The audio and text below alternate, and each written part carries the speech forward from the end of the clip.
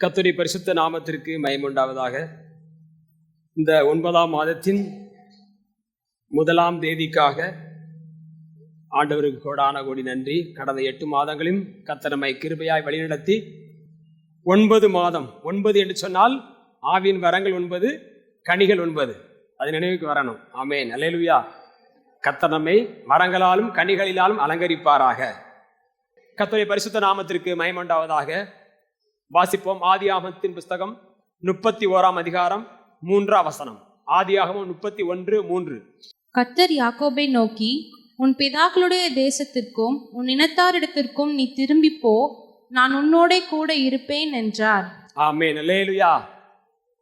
ஆண்டவர் நம்மோடு கூட எப்போது இருக்கிறவர். உலகத்தின் முடிவு பரியந்தமும் சகல நாட்களிலும் நான் உங்களோடு கூட இருக்கிறேன். இங்க ஒரு வார்த்தை சொல்லுகிறாரு, நீ உன் பிதாக்களின் தேசத்துக்கு எழுந்து போ, புறப்பட்டு போ என்று சொல்லி யாக்கோபை பார்த்து தேவனாய் கர்த்தர் பேசுகிறார். இந்த கால நேரத்தில் வந்திருக்கிற நம்ம ஒவ்வொருவரை பார்த்து சொல்லுகிறார், இந்த பூமி நமக்கு சொந்தம் அல்ல, எழுந்து தகப்பனிடத்துல போவோம், பிதாக்கள் தேசத்துக்கு போவோம், இந்த மாயபுரி சந்ததியை விட்டு அந்த மோட்சபுரியை நோக்கி போவோம். அல்லேலூயா. பரலோகம் தான் நம்முடைய தாய் வீடு, அதான் நம்முடைய மாமியார் வீடு கிடையாது. என்ன வீடு? தாய் வீடு. தாய் வீடு, அதை தேடிதான் போகணும். அந்த தாய் வீட்டில் தான் நமக்கு இளைப்பாறுதல் உண்டு. ஆமேன். சில பெண் பிள்ளைகள் வந்து திருமணம் முடிச்சு கொடுத்துருவாங்க, தாய் வீட்டுக்கு வந்து ஒரு வேலை செய்யாது, தெரியுமா? ஆமாம். மாமனார் வீட்டில் போய் அங்கே ஏகப்பட்ட வேலை இருக்கும். எங்கள் அம்மா வீட்டுக்கு போகிறேன்னு சொன்னால் அதுக்கு அவ்வளோ சந்தோஷம். ஏன்? ஒரு வேலை அம்மா செய்யக்கூடாது, எல்லாம் உட்காந்து அப்படி தாளாட்டும். அதான் எனது தாய் வீடு. அதே போல இந்த பூமி நமக்கு என்ன வீடு கிடையாது, தாய் வீடு கிடையாது. தாய் வீடு நினைச்சிடாங்க. ஆமா, ஆண்டவருடைய சமூகத்துல அவருடைய இரக்கத்தை பெற, நன்மையை பெற, ஆசீர்வாதத்தை பிறகு வந்திருக்கிறோம். இது நமக்கு சொந்தம் கிடையாது. அப்போ என் சொந்த வீடுலாம் எல்லாத்தையும் போட்டு தான் போகணும். வருகை வந்தா அடுத்த நிமிஷம் எல்லாமே இங்க எல்லாம் நமக்கு இந்த பூமியில அப்படியே போட்டு போயிடணும், அவ்வளவுதான். அதனாலதான் சொல்லுகிறாரு, எல்லாத்தையும் போட்டு தானே போற, அதனால இப்பவுமே என்ன செய், கொடு. இப்பவே என்ன செய். ஒரு அம்மா சொல்லுது, சுனாமி வந்துச்சே, தூத்துக்குடி வரக்கூடாதா? இனி அப்பதே கொண்டு போயிருக்குமே. ஏன்? வேற ஒரு பிரச்சனையும் இல்லை. காரு, இந்த அம்மா ஒரு காரை சொல்லுது, மகன் ஒரு காரை சொல்லுது. இந்த அம்மா சொல்ற காரை மகன் வாங்கலையாம், அதுக்கு என்ன சுனாமி வரணுமா? ஆமேன். பாருங்க எதுக்கெல்லாம் சுனாமி வரணும்னு தேடுதுன்னு. அப்போ சுனாமியை வரவேற்கிற நீங்க, உங்க டெபாசிட் எவ்வளவு இருக்கு, அதை இப்ப கொடுக்கலாம்ல. சுனாமி வந்து அள்ளிட்டு போட்டுங்க, ஏசப்பா கொடுங்க பார்ப்போம். அது வராது. ஏன்? இந்த அம்மாவுக்கு அது தாய் விழா தெரியல, இங்கதான் அவளுக்கு. ஆமா, எவ்வளவு கொடுத்தாலும் நிரப்பாது, எவ்வளவு கொடுத்தாலும் நிரம்பாது. ஏதாவது ஒரு பெட்டிஷனோட தான் வரும். ஞாயிற்றுக்கிழமை தானே எல்லாத்துலையும் கேட்போம். என்ன பெட்டிஷன்னா நிறைய இருக்கும். சிலருக்கு பெட்டிஷன் இருக்கும், சிலருக்கு அப்ளிகேஷன் இருக்கும். அப்ளிகேஷன் வேற, பெட்டிஷன் வேற. வழக்குகளை தீர்ப்பது பெட்டிஷன். மனுங்கிறது தாங்கிற 2 குமாரத்தி அட்டைக்கு உண்டு. கொண்டாண்டாரு. புதிய ஏற்பாடு வந்து நான் என்னையா செய்யணும்னு கேட்கணும். ஆமேன். ஆண்டவரே, உங்க விருப்பத்தை நிறைவேற்ற நான் என்ன செய்யணும், உங்க இதய துடிப்பை நிறைவேற்ற நான் என்ன செய்யணும், உங்க ஏக்கத்தை, சபையினுடைய விருப்பத்தை, சபை பக்தி விருத்தி அடைய, சபை 2ஆம் வரைக்கு போக நான் என்ன செய்யணும். இதுதான் புதிய ஏற்பாடு உபதேசம். ஆமேன். அப்படிதானே வாசிக்கிறோம். யோவான் ஸ்நானனை பார்த்து என்ன சொன்னாங்க? அப்படியானால் நாங்க என்ன செய்ய வேண்டும்? யாரு வாரா? போர் சேவகர்கள். அடுத்து ஆயக்காரன் வாரான், அடுத்து பொது ஜனங்கள் வராங்க. நாங்க என்ன செய்ய வேண்டும்? அப்போஸ்தலர் 2ஆம் அதிகாரத்துல பாருங்க, அப்படியானால் ரட்சிக்கப்பட நாங்கள் என்ன செய்ய வேண்டும்? இப்படி கேட்கறதா கிறிஸ்தவம். இன்னைக்கு எல்லாம் ட்ரெண்ட் மாறி போச்சு. ஆகையினால இந்த பூமி இது நமக்கு நிரந்தரம் கிடையாது. ஆகையினால யாக்கோபை பார்த்து சொல்லுகிறார், நீ எழுந்து எங்க போனோம்? பெத்தேலுக்கு போ அப்படின்னு சொன்ன உடனே யாக்கோபு எழுந்து முதலாவது செஞ்ச ஒரு காரியம், 3-4 வசனத்தை வாசிக்கும் போது, கர்த்தர் யாக்கோபை நோக்கி, உன் பிதாக்களுடைய தேசத்திற்கும் உன் இனத்தாரிடத்திற்கும் நீ திரும்பி போ, நான் உன்னோட கூட இருப்பேன் என்றார். அப்பொழுது யாக்கோபு ராகேலையும் லேயாலையும் வெளியிலே தன் மந்தையினத்தில் அழைப்பித்து. போதும். முதலாவது அவன் செஞ்ச வேலை, ராகேலையும் லேயாலையும் கூப்பிடுறான். யாரு? மனைவி. மனைவி என்றால் சொந்த சரீரம். யாரு? சொந்த சரீரம் தானா? அதனாலதான் படாத பாடுபடுற அப்படி சிலர் சொந்த சரீரம் சொல்றீங்க, ஆனா அதுதான் எனக்கு வினையாவே இருக்கு அப்படிங்க. வினை இல்லை, துணை. ஆமேன். நல்ல ஏற்ற துணையை உண்டாக்கு. ஏற்ற வினைன்னு சொல்லலையே ஆண்டவர், ஏற்ற வினை உண்டாக்குவேன் சொன்னாரா? ஏற்ற துணை உண்டாக்குவேன். நல்ல ஏற்ற துணை. எனக்கு நல்ல விழா எலும்பு கிடைச்சுங்கிற அலைய சொல்லுங்க. நான் கண்ணை மூடிடுவேன். நிறைய பேர் கை வரமாட்டுக்கு. ஏதோ எங்களையே சேர வேண்டியது எங்கேயோ கொண்டு இணைச்சிட்டாரியா, அது படாத பாடுபடுற அப்படின்னு சொல்லக்கூடாது. நல்ல ஏற்ற துணை. எனக்கு கிடைச்சது, எனக்கு கிடைச்ச பிள்ளைங்க தேவன் கொடுத்த ஒலிவு மர கன்றுகள். ஆமேன். 1 2 3 10 அந்த நாட்களில் பிரசங்கம் பண்ண 15 16 அப்படி சொல்லணும். இந்த இப்போ 1 2 3 எதுவோ தேவன் தந்ததெல்லாம் நன்றாய் இருக்கிறது, எல்லாவற்றையும் நன்றாய் செய்கிறார். அப்போ முதல்ல அவனுக்கு யாற்ற ஆலோசிக்கிறான். ஆமா, அப்போ பிதாக்களின் தேசத்துக்கு போவதற்கு முதலாவது தடை யார்தான் பண்ணுவா? மாம்சம் தான் தடை பண்ணும். சகை இயேசுவை ஏன் பார்க்க முடியல? வசனம் சொல்லுது, அவன் குள்ளன் ஆனபடியினால். ஆவிக்குரிய ஜீவித்திலே குள்ளர்களா இருந்தால் இயேசுவை பார்க்க முடியாது.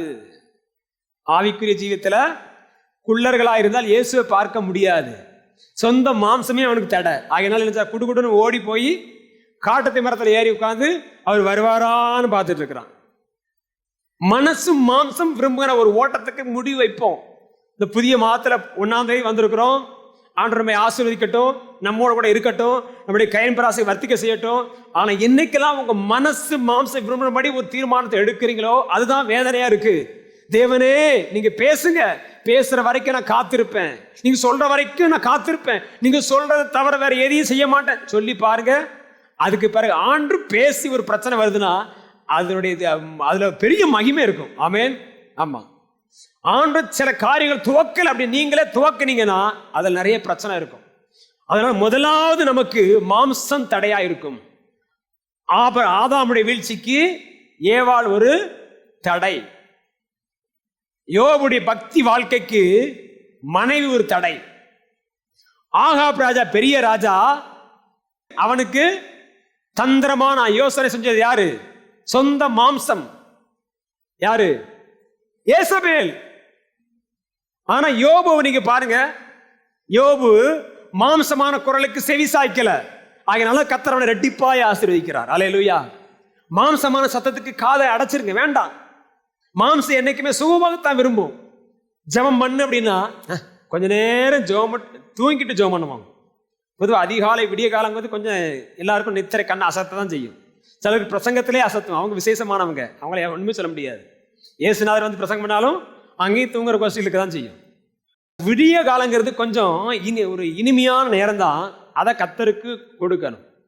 சர்ச்சுக்கு வந்தாலும் தேவனே இருதயம் ஆயத்தமா இருக்கிறது, வேதம் உங்களோடு பேசட்டும், நீங்க கர்த்தரோடு பேசுங்க.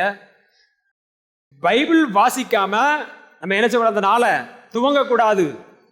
ஏன்னா மாம்ச குரல் நிறைய வருதுங்க. இன்னைக்கு நிறைய பேருடைய பிரச்சனை, நிறைய குடும்பத்தில் பிரச்சனை என்னன்னா, அவங்க சொந்தமா ஒரு முடிவு எடுத்துருவாங்க. பிறகு கர்த்தர்ட்ட வந்து பிரதர் ஜெபம் பண்ணுங்க, சிஸ்டர் ஜெபம் பண்ணுங்க, எல்லாரும் ஜெபம் பண்ணுங்க, சேர்ந்து ஜெபம் பண்ணுங்க. நீங்க ஆலோசனைக்கு முதல்ல எடுக்கும் போதல்லவா இந்த காரியத்தை யோசிச்சிருக்கணும். மனசும் மாம்சமும் விரும்பினபடி வாழக்கூடாது. மாம்சத்தின் குரல் ஒடுங்கணும், ஆவின் சத்தம் தொனிக்கணும். ஆமேன். ஆவியாவுடைய சத்தத்தை நீங்க கேட்கறதுக்காக தான் ஞாயிற்றுக்கிழமை சர்ச்சுக்கு வரும். எதுக்கு? கர்த்தருடைய வார்த்தை போதிக்கப்படுகிறது. இந்த வார்த்தையை நீங்க கேட்ட உடனே இந்த வார்த்தை என்னைக்கு சொல்லும்? இன்னைக்கு மாம்சம் உற்சாகமா தான் இருக்கும். அவர் எப்பவுமே அப்படியே சொல்லிட்டு இருப்பாரு, நீ செய்ய வேண்டியதே செய் அப்படிங்கும். இது மாம்சம் குரல் சொல்லிட்டே இருக்கும். ஆனா ஆவின் குரல் என்னங்கணும்? அது உண்மையிலே உனக்கு கீழ்ப்படுறது கஷ்டமா இருந்தாலும் நீ கீழ்ப்படிய உன்னை ஒப்பு கொடு. நீ ஒப்பு கொடுத்தீங்கன்னா நிச்சயம் பிதாக்கள் தேசத்துல கொண்டு வந்து உன்னை சேர்த்துருவார். ஆமேன். அல்லேலூயா. எத்தனை பேருக்கு பிதாக்கள் தேசத்துல போக ஆசை? முதலாவது மாம்ச குரலுக்கு என்ன செய்யக்கூடாது? கேட்கக்கூடாது. மாம்சம் என்னைக்குமே சுகபோகத்தான் விரும்பும். கஷ்டமே படக்கூடாது பிரதர். வாழ்க்கையில கஷ்டமே படக்கூடாது. நான் தொட்டதெல்லாம் பொண்ணா இருக்கணும், நான் எங்கெல்லாம் போறனோ அங்கே உடனே எனக்கு வேலை கிடைச்சிடணும், நான் போற வழியில எல்லாம் டிராஃபிக் நிப்பாட்டணும், என் வண்டி மட்டும் சூப்பரா போகணும் அப்படிதான் விரும்புறாங்க நிறைய பேர். டிராஃபிக்கே இருக்கக்கூடாது ஆண்டவரே, டிராஃபிக் எனக்கு பிடிக்கல, என் சத்தமே எனக்கு ஆகாது. இப்படி நம்ம எல்லாமே சுகத்தையே விரும்புகிறோம். இந்த பூமியில இருக்கும்போது நெருக்கங்கள் இருக்கும், பிரச்சனை இருக்கும், பாடு இருக்கும், வேதனை இருக்கும். இதன் மத்தியிலையும் நீங்கள் நானும் தேவ பக்தியில் என்பது வாழ்ந்து காட்ட வேண்டும். அல்லேலூயா. நான் தேவனுக்கு பிரியமானவன், ஜீவிக்கிறேன். தேவன் நம்மளோட இருக்கிறாங்க. அடையாளம் என்ன சொல்லுங்க பார்ப்போம். எனக்கு அந்த வயசுல கல்யாணம் முடிஞ்சது, அந்தந்த வயசுல குழந்தை பிறந்தது, அந்தந்த வயசுல வேலை கிடைச்சது, அந்தந்த பருவத்தில் நல்ல வீடை கட்டிட்டேன், இதெல்லாம் கர்த்தர் கூட இருக்கிறாருங்கிற அனுபவமா? இது ஒரு பகுதி. தேவன் உங்களோட இருக்கிறார் என்பதை உங்களுக்கே தெரியும், வேற யாரும் சொல்ல வேண்டாம். தேவன் என்னோட கூட இருக்கிறார் என்று சொன்னால் பாவத்தின் மேல் எனக்கு வெறுப்பு வந்துகிட்டே இருக்கும். ஆமேன். பரிசுத்தின் மேல் நாட்டம் வந்துகிட்டே இருக்கும், பரிசுத்த விருப்பம் வந்துகிட்டே இருக்கணும். யாரை சிநேகிக்கலாம், யாருக்கு உதவி செய்யலாம், யாரை பகைக்கலாம் என்று அல்ல, யாரை கசந்து கொள்ளலாம் என்று அல்ல. ஆண்டவர் ஏன் கூட இருக்கிறார் என்று சொன்னால் பரிசுத்த விருப்பங்கள் உருவாக வேண்டும். இந்த விருப்பங்கள் உருவாகவில்லை என்று சொன்னால் அங்க ஒரு பிளாக் இருக்குன்னு அர்த்தம். ஹார்ட்ல பிளாக் வந்தா என்ன ஆகும்? பைபாஸ் சர்ஜரி தான் பண்ணுவாங்க. அதே போல பிளாக் இருந்தா ரத்த ஓட்ட சீரா இருக்காது, ஆவிக்குரிய வாழ்க்கை சீரா இருக்காது. பரிசுத்த விருப்பங்கள் நமக்கு உண்டாகணும். அவன் கர்த்தர் ஏன் கூட இருக்கிறார் முதல் அத்தாட்சி. நீர் நீதியை விரும்பி அக்கிரமத்தை வெறுக்கிறீர். நீதியை விரும்புவது ஒரு பகுதி, அடுத்தது அக்கிரமத்தை வெறுப்பது ஒரு பகுதி. ரெண்டு நடந்துகிட்டே இருந்தாதான் நீங்க ஆவியில வளர்ந்துகிட்டே இருக்க முடியும். ஒன்னு நீதியை விரும்பினா, நீதியில் பசி தாகம் உள்ளவர்கள் பாக்கியவான்கள், அவர்கள் திருப்தி அடைவார்கள். நீதி மேல உங்களுக்கு எப்பொழுது பசி தாகம் இருந்துகிட்டே இருக்கணும். நீதியே செய்யணும் ஆண்டவரே, இந்த நன்மையே யோசிக்கணும். நன்மையை யோசிக்கிறவர்களுக்கோ கிருபையும் சமாதானமும் உண்டு. நன்மையே யோசிங்க, நல்லதே யோசிங்க, கெட்டதை யோசிக்காதீங்க, மைனஸ் யோசிக்காதீங்க. இன்னைக்கு நிறைய அவன் இருத்து எண்ணம் எப்படி இருக்கிறதோ அப்படியே அவன் இருக்கிறான். அதனால மாம்ச குரலுக்கு நம்ம என்ன செய்யணும்? ஒரு நாளும் செவி சாய்க்கவே கூடாது. 2வது 31ஆம் அதிகாரம் 52ஆம் வசனம். தீங்கு செய்ய நான் இந்த குவியலை கடந்து உன்னிடத்துக்கு வராதபடிக்கும், நீ இந்த குவியலையும் இந்த தூணையும் கடந்து என்னிடத்துக்கு வராதபடிக்கும், இந்த குவியலும் சாட்சி, இந்த தூணும் சாட்சி. 2வது லாபானின் எல்லையை விட்டு கடந்து போக வேண்டும். அல்லேலூயா சொல்லுங்க. ஒவ்வொரு ஊருக்கும் ஒரு எல்லை உண்டு. சில இடங்கள்ல நீங்க போய் பார்த்தீங்கன்னா, சில இடங்கள்ல சில விக்கிரகங்கள் இருக்கும், அது ஃபுல்லா ஆக்கிரமிச்சுட்டு இருக்கும். ஒரு குறிப்பிட்ட எல்லை வரைக்கும் அப்படி இருக்கும். அதே போல சில இடங்களுக்கு சில ஐதீகங்கள் உண்டு, பாரம்பரியங்கள் உண்டு. அந்த ஏரியாவில் இருக்கிறவங்களுக்கு அது கட்டுப்படுத்தும். அதே போல லாபானுடைய எல்லைக்குள்ள இருந்துகிட்டு நம்ம பெத்தேலுக்கு என்ன செய்ய முடியாது? போக முடியாது. முதல்ல பெத்தேலுக்கு போகணும் அப்படின்னா லாபானுடைய எல்லையை விட்டு வெளியே வர வேண்டும். லாபானுடைய எல்லைக்கு ஒரு கோடு வைக்க வேண்டும். உனக்கு எனக்கு இனி சம்பந்தம் கிடையாது, உலகத்துக்கு எனக்கு இனி சம்பந்தம் கிடையாது, ஆவிக்கும் மாம்சத்துக்கும் உறவு கிடையாது. நீ மாமனா மச்சானா, இதான் கோடு. இதுக்கு மேல நீ வரக்கூடாது, நான் வரமாட்டேன் அப்படின்னு எல்லை கோடு வைக்கணும். பெத்லகேமில் இருந்து மோவாபுக்கு ஒரு குடும்பம் போச்சா இல்லையா? ரூத்து, நகோமி, அந்த எலிமெலேக்கு, அந்த குடும்பத்தை பத்தி தெரியும் நமக்கு. மோவாபுக்கு போயிட்டா மோவாபுக்குன்னு ஒரு ஆதிக்க ஆவி இருக்கு, மோவாபுக்குன்னு சில காரியங்கள் இருக்கு. இந்த நல்ல பக்தி உள்ள குடும்பம் அந்த எல்லைக்குள்ள போய் மாட்டிக்கிட்டு, ஆகையினால முதல்ல ஒரு 10 வருஷம் அமைதியா இருந்துச்சு. 10 வருஷம் அப்படிங்கிறது தேவன் உணரக்கூடிய ஒரு தருணங்களாய் கர்த்தர் நமக்கு தந்திருக்கலாம். நீ பெத்லகேமை விட்டு வந்த தப்பு, ஐக்கியத்தை விட்டு வந்த தப்பு, அப்பத்தின் வீட்டு வந்த தப்பு. எப்ராத்தா என்று சொன்னால் செழிப்பு, பெத்லகேம் என்று சொன்னால் அப்பத்தின் வீடு. செழிப்பையும் ஐக்கியத்தை விட்டு வந்தது முதலாவது தப்புங்கிற உணர்த்துவதற்கு 10 வருஷம் கர்த்தர் டைம் கொடுத்தாரு. 10 வருஷத்து குடும்பம் என்ன செய்யல? யோசிக்கவே இல்லை. பிறகு ஒரு அடியா விழுது. ஏன்னா அந்த மோவாபின் ஆதிக்கம் அதை செஞ்சுதான் ஆகும். முதல்ல கணவன் மரிக்கிறான், பிறகு கணவன் மரித்த உடனாவது இந்த நகோமி சோதிச்சிருக்கலாம், ஐயோ தேவன் அற்ற ஒரு தேசத்துல வந்து இன்னைக்கு என் கணவனை இழந்துட்டேன், அட்லீஸ்ட் 2 பிள்ளைகளையா கூட்டு போய் திருமண பத்தில உணரவே இல்லை. பிள்ளைகளும் மரிக்கிறார்கள். அதுக்கு பிறகுதான் கர்த்தர் தம்முடைய ஜனத்தை சந்தித்தார் என்று உணர்ந்த ஒரு செய்தி கேட்ட பிறகுதான் எங்க போறாங்க? பெத்லகேமுக்கு வராங்க. அப்போ ஒரு எல்லை விட்டு எல்லை கடந்தா லாஸ் உண்டாகும். இன்னைக்கு படிக்கிறதுக்காக பிள்ளைகள் போறாங்க, அமெரிக்கா தேசத்துக்கு போறாங்க. அமெரிக்காவுக்கு எதுக்கு? சென்னைக்கு போறாங்க, பெங்களூருக்கு போறாங்க. சென்னையில் இருக்கிறவங்க சொல்றாங்க, தயவுசெய்து உங்க பிள்ளையை சென்னைக்கு அனுப்பாதிருங்கள். அமெரிக்காவில் சொல்றாங்க, தயவுசெய்து உங்க பிள்ளையை. அப்போ என்ன செய்ய? வீட்டுக்குள்ள வைக்க முடியுமா? வைக்க முடியாது. ஒவ்வொரு எல்லைக்கும் ஒவ்வொரு ஆதிக்க ஆவி வந்து போச்சு. இன்னைக்கு எல்லா இடங்களிலும் நீங்க பாத்தீங்கன்னா உலகத்தின் ஆவி தலை தூக்கி இருக்கு. ஆனா நீங்களும் நானும் ஒரு எல்லைக்கோடு மனதில் வச்சிருக்கணும். இதான் உலகம், இதுக்குள்ள போக மாட்டேன், உலகம் எனக்குள்ள வரக்கூடாது. ஆமேன். உலகத்திலிருந்து நம்ம வெளியே ஓட முடியாது, இங்கதான் இருக்கணும். பக்கத்துல வீடு, பக்தி இல்லாத குடும்பம் தான், அங்கதான் இருக்கணும். பக்கத்தில் இருக்க வேலை செய்கிற ஆளு மோசமான ஆளு தான், பக்கத்தில் படிக்கிற பிள்ளை மோசமான பிள்ளை தான். ஆனா உன்னை சுத்தவனாய் காத்து கொள்ள வேண்டும். ஒரு எல்லைக்கோடு நீ தான் போட வேண்டும். ஏனென்றால் பெத்தேலுக்கு போக வேண்டிய ஆளு நீ, எழுந்து தகப்பனுடைய வீட்டை போய் அங்க தரிசிக்க வேண்டிய ஆளு நீ. உனக்குள்ள எல்லைக்கோடை நீ தீர்மானம் பண்ணு. உன் எல்லைக்கோடு எது? அந்த எல்லைக்குள்ளே நீ வாசம் பண்ணணும். நான் அவர்களுக்குள்ளே ஒரு வாசம் பண்ணி அவர்கள் தேவனாய் இருப்பேன். நம்முடைய எல்லைக்குள்ளே அவர் வாசம் பண்ண வேண்டும் விரும்புகிறார். அந்த எல்லைக்கோடு நீங்களும் நானும் நமக்கு தெரியும். இது நம்முடைய ஆவிக்குரிய வாழ்க்கைக்கு ஒத்து வராது. இங்க இருந்து ஒரு சகோதரன் வெளிதேசத்துக்கு போனாரு, வேலை கிடைச்சது.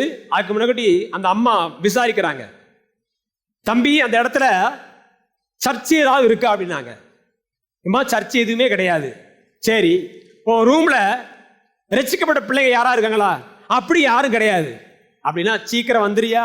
என்னது உனக்கு வேண்டாம், ஒன்னு சீக்கிரம். இது யாரு? பக்தியுள்ள தாய் சொன்னாங்க. அது ஒரு புக்கில் வாசித்தேன். அப்ப அந்த தாய் ஆவிக்குரிய தரத்தை எவ்வளவு வாஞ்சிக்கிறா. இன்னைக்கு நமக்கு பிள்ளைங்க எப்படி பண்ண போற? காசு வந்தா போதும். என்ன வந்தா போதும்? வேற உட்காந்து என் பிள்ளை ரசிக்க விட மாட்டுக்கு, என் பிள்ளை அபிஷேகம் பண்ண மாட்டுக்கு, என் பிள்ளை ஞானசாரம் பெற மாட்டுக்கு. அந்த எல்லைக்கோட தாண்டினால் பிதாக்கள் நாட்டின பூர்வ எல்லைக்குரியதை மாற்றாதே. இதுதான் சொல்லியிருக்காங்க. இதுதான் மாயை. இது உன்னை கரப்படுத்தும், இதோட தீட்டுப்படுத்தும், அசுசுப்படுத்தும். ஒரு எல்லைக்கோடு இருக்கு. எல்லைக்கோட மீறுவது பாவம். ஆமேன்.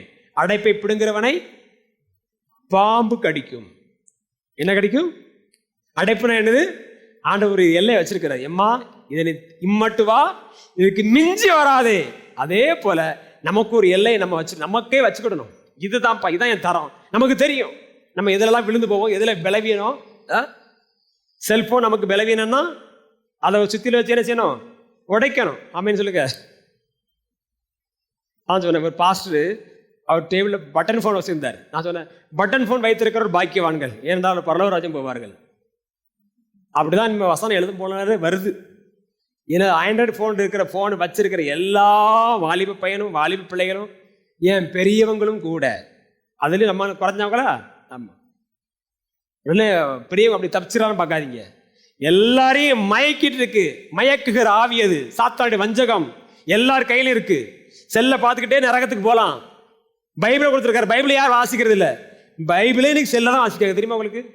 தயவுசெய்து அப்படி யார் வாசிக்காதீங்க. பைபிள்னு தந்திருக்கிறாரு. இது பரிசுத்த வேதாகும். செல்போனு சாக்கடை, அதில் எல்லாத்தையும் பார்க்கலாம், இதில் தேவனை பார்க்கலாம். ஆமேன். பைபிள் எடுத்து வாசிக்கணும். நீங்கள் செல்போன் எடுத்து வீட்டில் இருக்கட்டும், அது ஒரு ஓரத்தில் இருக்கட்டும். பைபிளை எடுத்து திறந்து வாசிங்க. பெரிய பைபிள் வாங்கி பாருங்க. கண்ணு தெரியலன்னா கண்ணில் நல்ல கண்ணில் மருந்தை ஊற்றி கண்ணில் ஆப்ரேஷன் பண்ணி என்ன செய்யுங்க. ஆமாம், கண் எனக்கு பத்தவே பத்தாது. செல்போன் பார்க்கணும், இப்படி கண் அப்படி குருவி கண்ணு ஆந்த கண்ணை மாறிடும். ஆனால் பைபிள் படிக்கும்போது ஆந்த கண்ணு குருவி கண்ணு. இது என்ன எழுதியிருக்கு? எப்படி பரிசுத்தல் வளர முடியும்? எல்லைக்கோடு நீங்க தான் தீர்மானம் பண்ணணும்.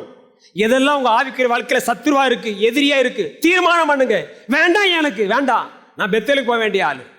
நான் தேவனுடைய பிள்ளைகளோடு இருக்கு. எங்களுடைய ஐக்கியம் பிதாவோடும் குமாரனோடும் தேவ பிள்ளைகளோடும் கூட இருக்கிறது. உங்களுடைய ஐக்கியம் எப்படி இருக்கு அதை சொல்லுங்க. உங்க ஆவிக்குரிய நாடி திருப்பி பார்த்து சொல்லிடலாம்.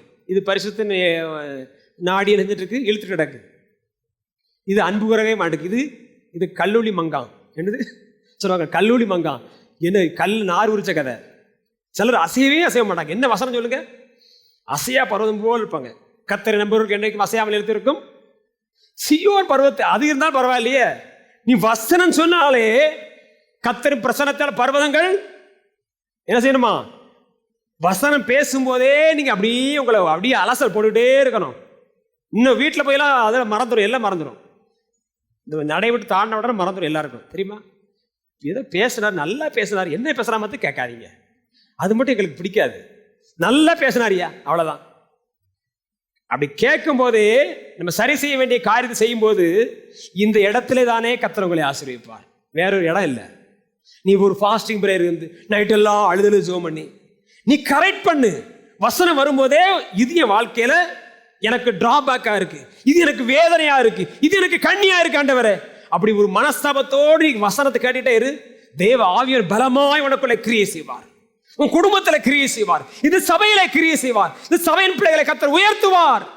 வறுமை இருக்கக்கூடாது, தரித்திரம் இருக்கக்கூடாது, பலவீனம் இருக்கக்கூடாது. நம்ம தேவனுடைய பிள்ளைங்க நல்ல சாட்சியா இருக்கணும். ஆமென். தரித்திரம் வேணுமா? வேண்டாம் நமக்கு. அல்லேலூயா. தரித்திரம் அது பிசாசுக்குரியது. நம்முடைய தேவன் நம்முடைய தேவையை சந்தித்தாலே போதும். ஆமென். மூன்றாவது வாசிப்போம். 33ஆம் அதிகாரம் 3ஆம் வசனம். தான் அவர்களுக்கு முன்னாக நடந்து போய் 7 விசை தரை மட்டும் குனிந்து வணங்கி தன் சகோதரன் கிட்ட சேர்ந்தான். சகோதரன் கிட்ட என்னது? ஒப்புரவாகுதல். மூன்றாவது என்ன சொன்ன? முதல்ல என்ன சொன்ன? சொந்த மாம்சம், மனசும் மாம்சம் விரும்பினபடி வாழக்கூடாது. இரண்டாவது, உலகத்துக்கு உங்களுக்கு ஒரு எல்லை கோடு நீங்க தான் தீர்மானம் பண்ணணும். சபையிலேயே ஒரு எல்லை கோடு நீங்க தீர்மானம் பண்ணணும். அது ரெண்டாவது விஷயம். சபையிலையும் பக்தி உள்ளவர்கள் இருப்பாங்க, பக்தி இல்லாதவர்கள் இருப்பாங்க. சிலர் வந்து பரிசுத்த விரும்புவாங்க, சிலர் வந்து ஆறாகுறையா இருப்பாங்க, சிலர் வந்து உலகத்தையும் நேசிப்பாங்க, சிலர் இதுலையும் வேறு பிரிக்கணும். உலகத்திலும் வேறு பிரிக்கணும். சபையிலையும் 2 கூட்டம் இருப்பாங்க. சிலர் எப்ப பார்த்தாலும் பணத்தை பத்தியே பேசியிருப்பாங்க, சபைக்கு தான் வருவாங்க. அவங்கள இருந்து நீங்க வேறு பிரிக்கணும். இதுல உங்களை நீங்க பகைக்கணும்னு சொல்லல, ஒரு எல்லை கோடு நீங்க தான் வைக்கணும். மூன்றாவது ஒப்புரவாகுதல். என்னது? மத்தேயு 5ஆம் அதிகாரம் 24 வசனத்தை வாசிப்போம். 5:24. அங்கேதானே பலிபீடத்தின் முன் உன் காணிக்கையை வைத்து விட்டு போய் முன்பு உன் சகோதரனோட ஒப்புரவாகி பின்பு வந்து உன் காணிக்கையை செலுத்து. ஒப்புரவாகுதல் முதலாவது, ஆராதனை அடுத்தது. நீ காலையில் சர்ச்சுக்கு வரும்போது சர்ச்சுக்கு போகணுங்கிற அவசரத்தில் வந்திருக்கிறோம். ஆனால் ஒன்னே ஒன்று இருதயம் சொல்லும், நீ எல்லாருமே சமாதானமாக இருக்கியா? நீ எல்லாரோட ஐக்கியமாக இருக்கிறியா? நீ போய் உட்கார்ந்து ஆராதிக்க போறிய, அல்லது இங்கிருந்து வார்த்தை கொடுக்குறாங்க இல்லையா, அவனுக்கும் உனக்கும் அந்த இணைப்பில் ஏதோ ஒரு பிளாக் இருக்கா அப்படின்னா இந்த ஆராதனை முடியாது. ஆராதனை கெட்டு போகாது. நீ என்ன செய்யணும்? வாசல் நின்று அந்த சகோதரர் வர வரைக்கும் நீ என்ன செய்ய? கொஞ்சம் வெயிட் பண்ணு. பிரதர், உங்களுக்கு எனக்கு கொஞ்சம் வருத்தம் பிரதர், ஏதோ ஒரு மன வருத்தம். தயவு செய்து நான் எங்க போறேன்? காணிக்கை செலுத்த என்னையே கர்த்தர் கொடுக்க போறேன். என் பலியை அவர் ஏத்துக்கிடலன்னா இந்த உலகத்துல வாழ்ந்து பிரயோஜனம் கிடையாது. ஆகையினால தயவு செய்து நீங்க என்ன சொன்னீங்க? மனப்பூர்வமாய் மன்னிக்க வேண்டும் அப்படின்னு சொல்லிட்டு அதுக்கு பிறகு நீங்க உள்ள வந்தீங்கன்னா இந்த ஆராதனை மகிமையா இருக்கும். அல்லேலூயா. என்ன ஊழியம் இது? ஒப்புரவாகுதலின் ஊழியம். இது இன்னைக்கு கிறிஸ்தவத்திலே கிடையாது. சகையுடைய ரட்சிப்பு சுத்தமான ரட்சிப்பு. அவன் ரட்சிக்கப்பட்ட உடனே என்ன சொல்லுவான்? ஆண்டவரே, நான் இன்னையிலேருந்து ஒழுங்கா சர்ச்சுக்கு போறேன்ப்பா, 3 நேரம் பைபிள் படிக்கம்பா, 3 நேரம் ஜெபம் பண்றப்பா. இதுதான் எல்லாரும் செய்யறாங்களே. எல்லாரும் செஞ்சு கீழே தானே போறாங்க. அவன் என்ன செஞ்சான்? என் ஆஸ்தியில் பாதி ஏழைக்கு கொடுக்கிறேன். யாரிடத்தில் அநியாயமா வாங்கினது உண்டானால் நாளத்தை நான் திருப்பி கொடுக்கிறேன். இதுதான் ரட்சிப்பு. வெறும் ஜெபமும் பிரசங்கமும் சர்ச்சுக்கு வருவது காணி கொடுப்பது ரட்சிப்பு கிடையாது. இது பக்தியின் மார்க்கம், பக்தியின் வேஷம். இது நிறைய இருக்குங்க இதுக்கு எல்லாருக்கும். ஆனா ஒப்புரவாக மாட்டுக்குமே. பலிபீடம் தான் இருக்கு, காணிக்கை தான் இருக்கு, காணிக்கைப்பட்டி போடும்போது நம்முடைய மனசு சொல்லணும், நீ சொந்த சகோதரனை பயக்கக்கூடாது, யார் மேலையும் விரோதம் வைக்கக்கூடாது.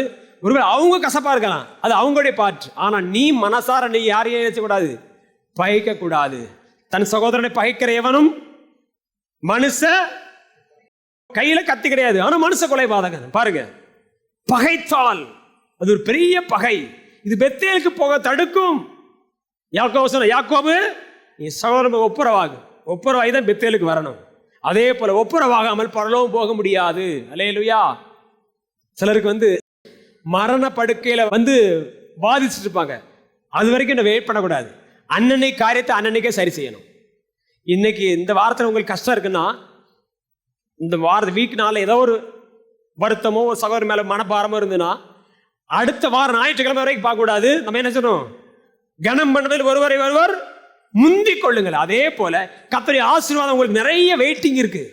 ஆண்டவர் பார்த்துட்டே இருக்க, எப்போ ஒப்புரவாவான், இவனை ஆசீர்வதிக்கணுமே. இவன் சாதாரணமான ஆசீர்வதிக்கூடாது, இவனை பயங்கரமா ஆசீர்வதிக்கணும். ஆனா இவன் இருத்துக்குள்ள ஒரு கசப்பு கிடக்கு. நான் கசப்போடு ஆசீர்வதிச்சால தேவனுடைய ஆசீர்வாதம் ஆகாது. பழைய புளித்த மாவோடு நல்ல மாவை ஊத்துனாது சரி வராது. பழைய ரசத்தோடு புதிய ரசத்தை ஊத்தக்கூடாது. பழையதை நீ வெளியே கொண்டு போய் கொட்டு. ஆகையினால பலிபீடத்துல காணிக்கை செலுத்த வரும்போது தேவ சமூகம் எதை நினைவு கொடுத்து? உன் சகோதரன் பேரில் குறை உண்டானால். ஆண்டு எவ்வளவு கொண்டாடுறது. பலிபீட காணிக்க வரும்போது சகோதர அன்பை கொண்டு வர. நீ இங்க கரெக்டா இருக்க தேவனோடு, இங்க எப்படி இருக்க? சக உறவு. அதான் கிறிஸ்தவம். அது முறிவு இருந்தா நீ ஒரே இருக்க. இந்த நேருக்கு மாத்திரம் தேவன் மாத்திரம் போதும் சொல்ல முடியாது. பிதாவிடத்தில் அன்பு கூர்ந்தவன் சகோதரத்தில் அன்பு கூறணும். அப்படி மனசுல ஏதாவது பாதிப்பு இருந்துச்சுன்னா இது நிறைய பேருக்கு வியாதியா பலவீனமா மாறுது.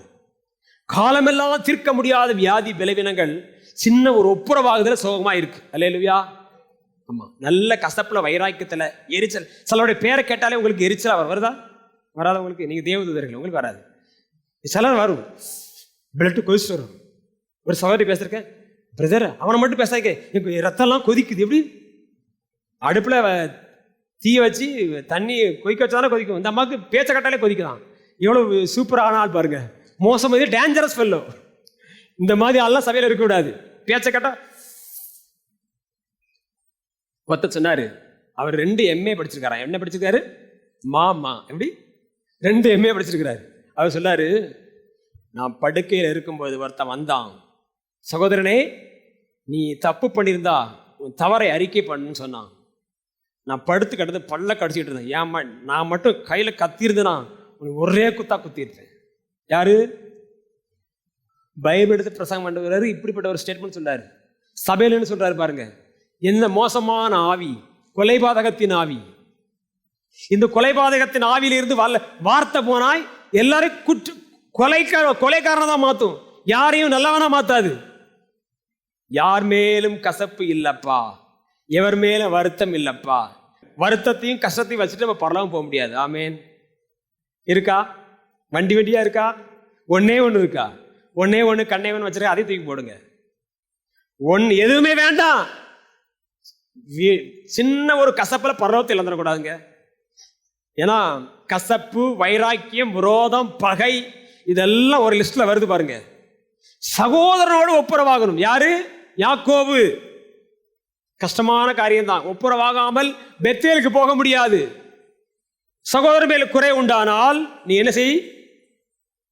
பலிபீடத்தின் பக்கத்துல உன் காணிக்கையை வைத்து விட்டு. ஏன்? நீ கொண்டு போனா கொண்டு வர மாட்டேன். உன்னை பத்தி நல்லா தெரியும். எனக்கு கொண்டு வரதே பெரிய காரியம். கல்ல நார் உரிச்ச கதை. கொண்டு போயிட்டு அப்படின்னா, ஆண்டவர் நீ தானே சொன்னீர், நான் மறந்து போய் சொல்லிட்டேன். அந்த கதைக்காக நீங்க வச்சுட்டு போ. உன்னை பத்தி நல்லா தெரியும். நீ வச்சுட்டு போய் உங்க போய் மேலே போய், ஆண்டவரே அது இந்த புதுக்கோட்டைக்கெல்லாம் இருக்கு, நான் போயிட்டு வந்து 6 முடிஞ்சிருமே, 6 முடிஞ்சு பற்றி நீ கவலைப்படாத, உன் ஆத்மா அழிஞ்சிரும்.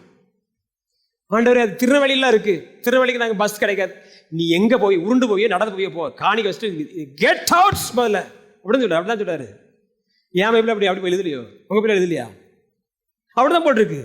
நீ காணிக்க வச்சுட்டு போப்பா, 6ஆவது முடியட்டும், 6ஆவது முடி திருவிழத்தை எல்லாம் முடியட்டும், நீ கடைசியில வா. கடைசியில வந்து பிறகு நான் உன்னை ஆசீர்வதிப்பேன். ஆமென். நீ கடைசியா வந்தாலும் தகுதியான ஆளா வந்திருக்க, நீ ஏற்ற பாத்திரமா வந்திருக்க, நீ உருவாக்கப்பட்ட பாத்திரமா வந்திருக்க, நீ வார்த்தைக்கு செவி கொடுத்தாய், உன்னை ஆசீர்வதிக்கவே ஆசீர்வதிப்பேன். அல்லேலூயா. இதான் தேவனுடைய வீடு, தேவனுடைய பண்ணை, தேவனுடைய சபை, தேவனுடைய குடும்பம். குடும்பம் சரியா இருக்கணும். நமக்கு இந்த குடும்பம் சரியா இருந்தா தேசம் சரியா இருக்குமே. குடும்பம் சரியா இருக்கு இல்லையே. நல்ல கண்ணை மட்டும் ஜோம் பண்ணிட்டு இருக்காங்க. ஒருத்தர் கால் பக்கத்துல இன்னொரு யாரை இடிக்கி, இவர் வேஸ்ட் கட்டிருக்காரு பாவம், சூப்பர் வேஸ்ட், அந்த நல்ல வெள்ளை வேஸ்ட், அந்த கால் இணைஞ்சிட்டு அவர் மேல பட்டு இவர் என்ன செஞ்சாரு, அப்படி ஜோமிட்டே இருக்காரு, சோத்திரப்பா சோத்திரப்பா, கால் பட்ட உடனே சோத்திரப்பா சோத்திரப்பா சோத்திர, இப்படி கோபத்துல சகோதரர் 2 குத்து குத்திட்டு விடுமா பிறகு சோத்திரமா சோத்திரமா. அது எப்படி நடிக்க முடியும்? நீ சூப்பர் நடிகர், உன்னை திருத்தவே முடியாது, இப்படி நடிக்கக்கூடாது. நடிகர்கள் நிறைய பேர் இருக்காங்க. இன்னைக்கு ஞாயிற்றுக்கிழமை வந்தா பார்த்து நிறைய மாஸ்கோட வருவாங்க சர்ச்சுக்கு, தெரியாது உங்களுக்கு. இவர் பாவம் ஏசல ஏமாந்துட்டு இருக்காரு. ஐயோ என் பிள்ளை வந்திருக்கு, ஏசப்பா நீங்க மாஸ்க் போட்டு வந்திருக்கா, ஒழுங்கா நல்ல ஒரு கருவி வச்சுட்டு அனுப்புங்க. என்ன கருவி? அந்த தடவியல் கருவி இருக்குல்ல, அந்த இந்த ஜவுளி கடையில் வச்சிருப்பாங்களா இல்லையா, நீ போக மாட்டீங்களோ, ஜவுளி கட்டி போவீங்களா இல்லையா, அது என்ன வச்சா கீங்கின்னு சத்தம் கொடுக்கும். அதே போல வாசல் வரும்போது கீங்கின்னு சத்தம் கொடுத்தா நிறைய பேர் வெளியே நிற்க வேண்டியதான். நிறைய பேர் அவுட்டு. ஐயா இது கசப்போட வந்திருக்கியா, வெளியே நிறுத்தே. 6வது நடக்க வேண்டாம், இன்னைக்கு போய் ஒப்புற வாங்க. பிறகு வந்து பாருங்க, தெய்வ மகிமை இறங்கும். அல்லேலூயா. பரிசுத்த தேவனை பார்க்கலாம், தேவன் உங்களை பார்ப்பாரு. என்ன ஒரு மகிமையா இருக்கும். சகோதரர் பார்க்கும்போது அன்பு பொங்கும். அதான சபை கூடி வருதல், அப்படிதானே? அல்லது சிலர் பார்த்தீங்கன்னா சோத்திரம் சொல்ல மாட்டாங்க, பாத்திரம் சிலர் இப்படி. ஒரு பாட்டி, கொஞ்சம் வயசு பிள்ளை, அது கூட சண்டை. ஒளியக்கார சொல்லாரு, ஏமா போய் சோத்திரம் பண்ணுமா, அவளை வர சொல்லுங்க. எப்படி அது மூச்சு தூக்கிட்டு அவளை வர சொல்லுங்க, சோத்திரம். இது மன்னிப்பு வரா, கொண்டே விடுவார் ஆண்டவர். இவன் நடிக்கிற மாதிரி நிப்பாட்டு, உள்ள அன்போடு வரணும். அல்லேலூயா. ஏசா வாரான், யாக்கோபு வாரா, 2 பேரும் கட்டி தழுவுறாங்க. அப்பா என்ன அங்க ஒரு மனம் பாருங்க. கிட்ட சேர்ந்தான். என்ன சேர்ந்தான்? நம்ம என்ன சொல்லணும்? தூரத்தை நில்லு, மன்னிச்சுட்டேன், அங்கே நில்லுங்க, வந்துடாத, ஓடு. மன்னிச்சுட்டேன், ஆனா உன் வீட்டுக்கு வரமாட்டேன், அவ்வளவுதான். மன்னிச்சுட்டையா, ஆனா உன் பக்கத்துல உட்காந்துடாத. இதெல்லாம் மன்னிப்பே கிடையாது. மன்னிப்பா கிட்ட சேரணும். எப்படியா? கிட்ட சேர்ந்தான். இதான் ஒப்புரவாகுதல். ஒப்புரவானாதான் பெத்தேல் போக முடியும். 4வது ஒரு காரியத்தை வாசிப்போம், முடிப்போம். 33:17. யாக்கோபு சுக்கோத்திற்கு பிரயாணம் பண்ணி தனக்கு ஒரு வீடு கட்டி தன் மிருக ஜீவன்களுக்கு கொட்டாரங்களை போட்டான். ஆண்டவர் எங்க போச்சார் இவனை? பெத்தேலுக்கு. ஐயா எங்க போறாரு? சுக்கோத்துக்கு. ஏன் போனாரு? இவனுக்கு ஏற்ற இடம் இல்ல, ஆடு மாடுக்கு ஏற்ற இடம். எப்படி? பிழைப்பு. ஆவிக்குரிய வாழ்க்கையை முன்னால வைக்க வேண்டியவன் பிழைப்பை முன்னால வைத்து விட்டான். ரூபன் கோத்திரம், காத் கோத்திரம், மனாசேயின் பாதி கோத்திரம், இவங்க எல்லாம் யோர்தானை கடக்கிறதுக்கு எங்கெல்லாம் முடியாதுப்பா. இந்த இடம் எப்படி இருக்கு? ஆடு மாடுகளுக்கு தகுந்த இடம். இப்ப ஆடு மாடெல்லாம் சொல்லி நான் உன்னை அழைக்கல, உனக்கு பாலுந்தேன் ஓடுகிறது உனக்கு தான் தருவேன்னு சொன்னாரு. நீ ஆடு மாடை வச்சு பேசாத. நிறைய பேர் இன்னைக்கு உலக பிரகாரமான சம்பத்து, உலக பிரகாரமான ஆசீர்வாதங்கள் எல்லாம் இருந்து பெத்தேலுக்கு போவதற்கு என்ன செய்து தடை செய்து கொண்டிருக்கிறது. ஏன்னா இவனு பிதாக்களை பார்த்தீங்கன்னா ஆபிரகாம், ஈசாக்கு எல்லாமே கூடாரவாசிகள் தான். ஐயா என்ன செய்றாரு? தனக்கு ஒரு வீடு கட்டி. வீடு கட்டக்கூடாது, கூடார வாழ்க்கை தான் இருக்கணும். அப்ப என்ன அர்த்தம்? இது நமக்கு பெர்மனன்ட். கர்த்தர் என்ன சொன்னாரு? நீ பெத்தேலுக்கு போ, யாக்கோபு நீ பெத்தேலுக்கு போகணும், இங்க இருக்கக்கூடாது. ஆனா அங்க இருந்து பிறகு சிக்கேமுக்கு போய் அங்க நமக்கு நடந்த குழப்படி நமக்கு எல்லாருக்கும் தெரியும். அங்க அங்க சம்பந்தம் கலந்து அவங்க சொன்னாங்க, எங்களோட வியாபாரம் பண்ணுங்க, எங்களோட ஐக்கியமா இருக்குங்க, எங்க பாஷையை கற்றுக்கொள்ளுங்க, எங்களோட வியாபாரம் பண்ணா உங்களுக்கு செல்வ செழிப்பு நல்லா இருக்கும். இப்படி மயக்கினா பெத்தேல மனுஷன் மறந்துட்டான். பாருங்க, உலக ஆசீர்வாதம், உலக பிரகார படிப்பு, உலக பிரகார மேன்மை நம்மளை மயக்கும். அவைகளெல்லாம் சொல்லி ஒருவேளை உங்களுக்கு ஆசீர்வதிக்கலாம். ஆனா ஒரு நாளும் பெத்தேல் போக சிக்கேம்காரன் உங்களை அனுமதிக்க மாட்டான். ஏனென்றால் சம்பந்தம் கொடுத்தாச்சு, இல்ல பெண்ணை கொடுத்தாச்சு, பெண்ணை எடுத்தாச்சு. எதுக்கு ஏன் பெத்தேலுக்கு போறீங்க? இங்க இருங்க, உங்களுக்கு என்ன குறைச்சலு? ஆவிக்குரிய ஓட்டத்தை தடை பண்ணுகிற சத்துரு என்னது? சம்பந்தம் கலக்கிறது, தவறான ஐக்கியம். ஆவிக்குரியவர்கள் ஆவிக்குரியவர்களோடு தான் ஐக்கியப்பட வேண்டும். ஆவி மாம்சம் ஒரு நாளும் இணைக்க முடியாது. ஆவி மாம்சம் இணைத்தால் அது ஆவிக்குரிய ஜீவியத்துல பெரிய வீழ்ச்சியை ஏற்படுத்தும். யாக்கோபுக்கு போகிற 4வது தடை என்ன தடை? சிக்கேமில தங்கி விட்டான். அங்கே அவருடைய மகள், அவனுடைய காரியம் எப்படியோ போச்சு. அது மாத்திரமல்ல, அவன் சிக்கேம்காரன் ஒரு நாள் கூட நீங்க எதுக்கு வந்தீங்க? பெத்தேல் தானே, அதை பத்தி பேச மாட்டான். அவன் எப்பொழுதும் எங்களோடு வியாபாரம் பண்ணி எங்களோடு இரு, இதுதான் உனக்கு சொந்த பூமியை மாத்திருவேன். சாத்தானுடைய நய வஞ்சனைக்கு நீங்க இடம் கொடுத்துடக்கூடாது. மேலான காரியத்தை இருக்கிறது போல இருக்கும், ஆசீர்வாதம் இருப்பது போல இருக்கும், ஆடு மாடுக்கு தகுந்த இடம் போல தெரியும். உன்னுடைய ஆவிக்குரிய வாழ்க்கைக்கு உகந்த இடம் கிடையாது. நீ போக வேண்டிய இடம் பெத்தேல். அல்லேலூயா. எழுந்து தகப்படத்தில் போவோம், அதான் நம்முடைய வீடு. கர்த்தர் நம்மை ஆசீர்வதிப்பாராக. கண்களை போட்டு நாம் ஜெபம் பண்ணுவோம். முதலாவது நான் சொன்னேன், மாம்சம் மனசு விரும்பினபடி வாழக்கூடாது. அப்படி வாழ்ந்தால் நாம் கிறிஸ்தவர்களே அல்ல. 2வது, உங்களுக்கு எனக்கு ஒரு எல்லை கோடு இருக்கு. இந்த பூமியில் இருக்கிற ஜனங்களுக்கும் உங்களுக்கு ஒரு எல்லை கோடு இருக்கு, சபைக்குள்ள ஒரு எல்லை கோடு இருக்கு. அந்த எல்லை கோடுக்குள்ள நீங்க இருங்க, உங்களை சுத்தவானாய் காத்துக்கொள்ளுங்க. 3வது, சகோதர சிநேகம், சகோதர ஒப்புரவாகுதல். அந்த ஒப்புரவாகுதல நீங்கள் நானும் சரியாயிருப்போம். 4வது, உலக காரியங்களை எல்லாம் முன்வைத்து பெத்தேல் போகிறதுக்கு இன்னைக்கு சாத்தான் அநேகரை தடை பண்ணிட்டு இருக்கிறான். நிறைய பேருக்கு வேலையை கொடுத்துட்டான். ஒரே வேலைன்னு சொல்லி தேவ சமூகம் குறைஞ்சு போயிருக்கு. முழங்கால் குறையுது, அர்ப்பணிப்பு குறையுது. தேவனுடைய சமூகத்தில் உட்கார்ந்து வேதத்தை மணிக்கணக்காக வாசி தியானிச்சவங்கள இன்னைக்கு குறையுது. காரணம் என்ன? பெத்தேலுக்கு போகல. இங்க வீடு கட்டியாச்சு. எல்லாம் ஆடு மாடுக்கு தகுந்த இடம் கிடையாது. ஆடு மாடுக்கு தகுந்த இடம் தான், ஆனா நமக்கு ஏற்ற இடம் கிடையாது. நான் பெத்தேலுக்கு போறதுக்கு என் வாழ்க்கையில் எந்த தடை வரக்கூடாது ஆண்டவரே. ஆமேன் ஆண்டவரே. என்னை இவ்வளவாய் ஆசீர்வதிக்க காரணம் நான் தொடர்ந்து முன்னேறணும், ஆவிக்குரிய ஜீவிதத்தில் முன்னேறணும். ஆண்டவரே தகப்பனே உமக்கு ஸ்தோத்திரம். இந்த 9ஆம் மாசத்துல என் ஆவிக்குரிய வாழ்க்கையில் ஒரு படி முன்னேற வேண்டும் அப்பா. உலகம் பின்னால போகணும், நான் உம்மோடு நெருங்கி வரணும் அப்பா. நான் தேவ சித்தம் செய்யணும். தேவ பிள்ளைகளோடு கூட கிறிஸ்துவின் அன்பின் அகலம் நீளம் ஆழம் உயர வேண்டும் ஆண்டவர், அறிந்து கொள்ள வேண்டும் அப்பா. அந்த பாக்கியத்தை நடத்தும்படியா செபிக்கிறோம். இந்த மாதம் முழுவதும் ஜெயமா நடத்தும் எங்களை தாழ்த்துகிறோம். இயேசுவின் நாமத்தில் ஜெபிக்கிறோம் பிதாவே. ஆமென் ஆமென்.